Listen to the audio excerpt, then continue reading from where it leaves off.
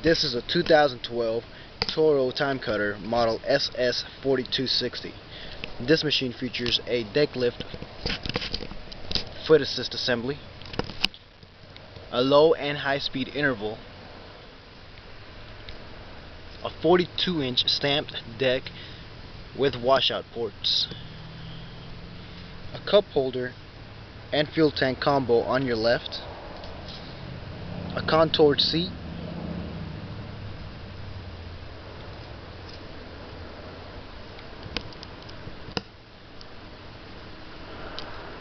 around the back you see the engine guard,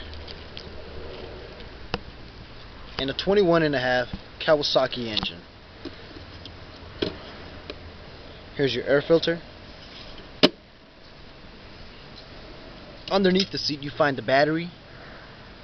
To your right is your control center. Here's your throttle, choke, key switch, and PTO switch. This machine also has an electric parking brake, which you can hear engage and disengage. This is a 2012 Toro Timecutter model SS4260.